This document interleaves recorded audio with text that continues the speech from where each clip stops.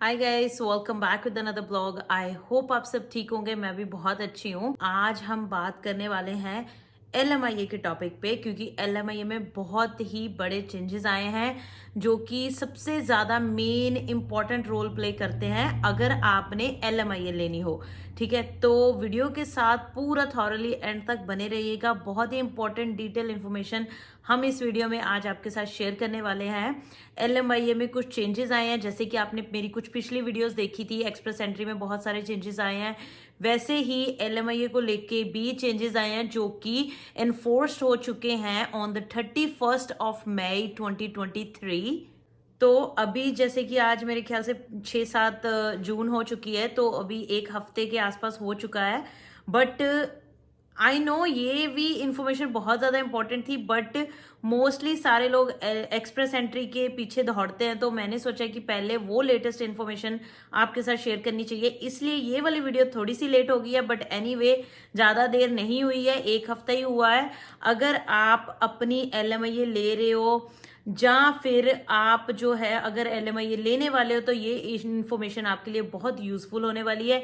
सबसे पहले तो हम LMIA के बारे में बात करेंगे कि LMIA क्या है। कईयों को तो पता है, ऑब्वियसली जो LMIA वाली वीडियो देख रहे हैं, most of the people know already कि LMIA क्या होती है, बट फिर भी हम थोड़ा सा मोटा मोटा इन्फॉर्मेशन इस वीडियो में जरूर देंगे LMIA के बारे में।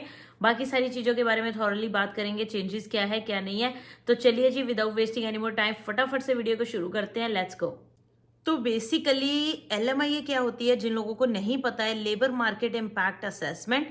उसमें क्या होता है कि लेट्स से अगर किसी ने कनाडा का वर्क परमिट लेना हो आउट ऑफ कनाडा से, ठीक है, कनाडा में वो बंदा नहीं है but they are looking to get a work permit in Canada, like for Canada, sorry, Canada में जॉब करना चाहते हैं, बट उनको कनाडा में ऑब्वियसली जॉब करने के लिए वर्क परमिट चाहिए। In order to get a work permit from outside of Canada उनको LMIA लेनी पड़ती है, क्योंकि उनको यहाँ पे कनाडा में जो वर्क परमिट होता है ऐसे नहीं मिलता है।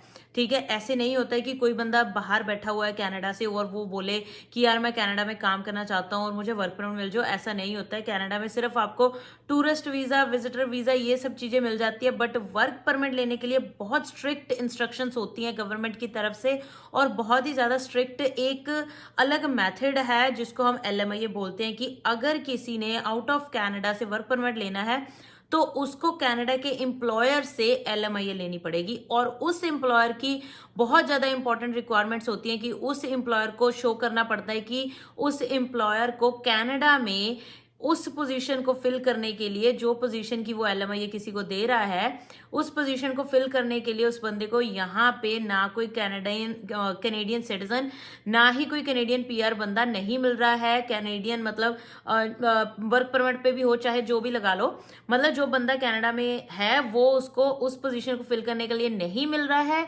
इसीलिए वो एम्प्लॉयर आउटसाइड ऑफ कनाडा से, या फिर हम इस लैंग्वेज में इसको बोलते हैं फॉरेन वर्कर हायर करना चाहता है, तो उसके लिए फिर उसको जो है गवर्नमेंट की तरफ से LMIA अप्रूव्ड करानी पड़ती है। ठीक है, तो LMIA लेनी पड़ती है, उसको बोलते हैं LMIA।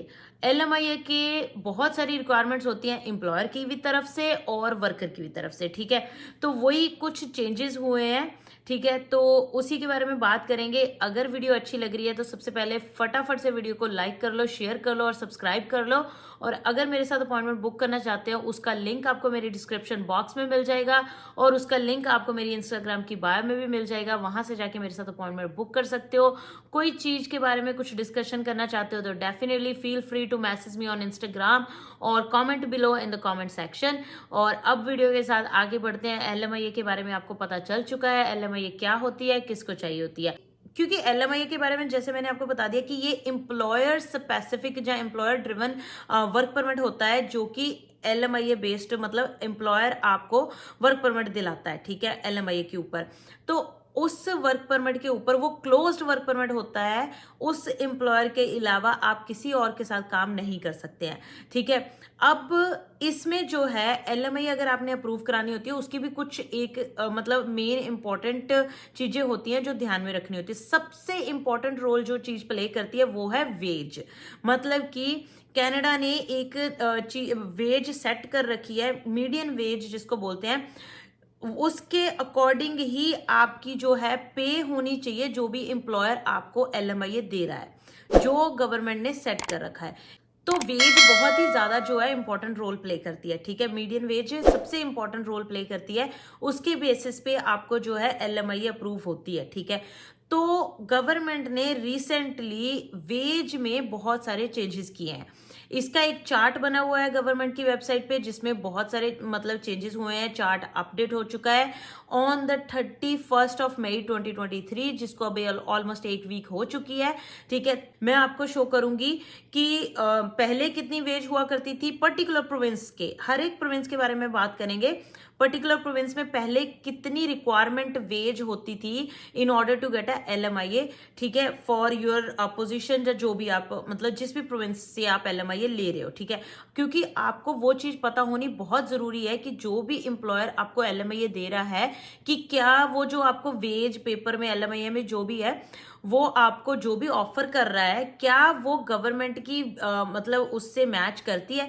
क्योंकि अगर वो गवर्नमेंट की मीडियन वेज के टेबल के हिसाब से मैच नहीं करती है, ये सबसे बड़ा रीजन होता है आपकी LMIA अप्रूव होने के बाद भी आपका जो वीजा है वो रिजेक्ट हो जाता है। तो keep those things in mind. अगर आपने भी LMIA अप्लाई कर रखी है, किसी एम्प्लॉयर को बोल रखा है, या ऑलरेडी ले ली है, अब अपने वीजा अप्लाई करना है, तो मेक श्योर ये चीजें आप अपने एम्प्लॉयर को बोल के अपडेट करवा लीजिए बिफोर आप अपना वीजा अप्लाई करें। क्योंकि ऑब्वियसली अगर वो मैच नहीं करती है रिक्वायरमेंट्स, तो आपकी you will be leading to get a rejection in your visa, ठीक है।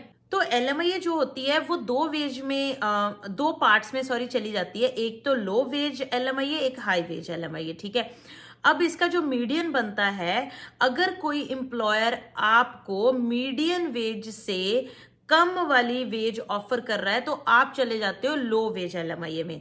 अगर आपको मीडियन वेज से जो है अबव की वेज मिल रही है, दैट मीन्स आप हाई वेज वाले में चले जाते हो, हाई वेज LMIA में चले जाते हो। लो वेज LMIA जो होती हैं उसमें बहुत सारी रिस्ट्रिक्शंस कह सकते हैं, एम्प्लॉयर की तरफ से भी होती है, आपकी तरफ से भी होती है। तो उसमें बहुत ज्यादा चीजें चेक करी जाती हैं, तो उसमें थोड़ा सा ट्रिकी हो जाती हैं चीजें। मतलब LMIA अप्रूव होना या वीजा मिलना उसमें थोड़ा सा मुश्किल रह जाता है, ठीक है। मीडियन वेज जो मेरे ख्याल से हर एक जॉब की वैसे तो अलग अलग है, ठीक है, हर एक जॉब टाइटल की अलग अलग रखी हुई है, बट फिर भी प्रोविंस की जो है वो मैं आपको दिखा दूंगी, ठीक है, प्रोविंस वाइज।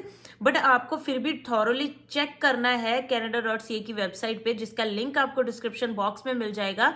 चेक करना है कि जिस पर्टिकुलर पोजीशन के लिए अप्लाई कर रहे हो उसकी मीडियन वेज क्या है। तो उस अकॉर्डिंगली आप चेक कर सकते हो कि आपकी जो आपको एम्प्लॉयर ऑफर कर रहा है LMIA के लिए, क्या आपकी वो सैलरी जो है अबव मीडियन वेज है या फिर लो मीडियन वेज है, ठीक है। उसके हिसाब से ही आपको जो है चीजें कैलकुलेट करनी है, सब कुछ देखना है उस हिसाब से। लो वेज के जैसे मैंने आपको बता दिया कि उसमें बहुत सारी रिस्ट्रिक्शंस रहती हैं, ठीक है। और हायर वेज की अगर बात करें तो higher wage is little bit easier to get it, but at the end it is high cost to the employer, ठीक है। उसको मतलब एम्प्लॉयर को हाई कॉस्ट उसकी पड़ती है, क्योंकि ऑब्वियसली हाई वेज LMIA है वो, ठीक है। तो ये जो वेजेस होती हैं वो प्रिस्क्राइब्ड होती हैं अथॉरिटीज के तरफ से, ठीक है। तो ये टाइम टू टाइम चेंज होता रहता है, इनका टेबल जो रहता है वो अपडेट करते रहते हैं अगर कुछ चेंजेस आते हैं। अभी जो रिसेंटली एनफोर्स्ड हुए हैं चेंजेस जो हैं वो 31 मई 2023 को हुए हैं। अब फटाफट से मेरे मतलब स्क्रीनशॉट देख लो, ऊपर स्क्रीनशॉट भी लगा दिया है, और मैं आपको दिखा भी देती हूँ एक बार कि कौन कौन सी प्रोविंस में कितने कितने जो है चेंजेस हुए हैं, ठीक है। पहले कितनी होती थी मीडियन वेज और बाद में कितनी होती थी, फटाफट से मेरी स्क्रीन पे चलते हैं। तो सबसे पहले आती है हमारी प्रोविंस जो है अल्बर्टा। तो अल्बर्टा में कोई चेंजेस नहीं है। ब्रिटिश कोलंबिया में पहले होती थी 2644, अब हो चुकी है 2750। मैनिटोबा में $23 होती थी, अब 2394 हो चुकी हैं। और न्यू ब्रंसविक में पहले होती थी 2179, अब 23। न्यू फाउंडलैंड एंड लैब्राडोर 2429 होती थी, इसमें ज़्यादा चेंजेस नहीं है, अब 25 हो गई हैं।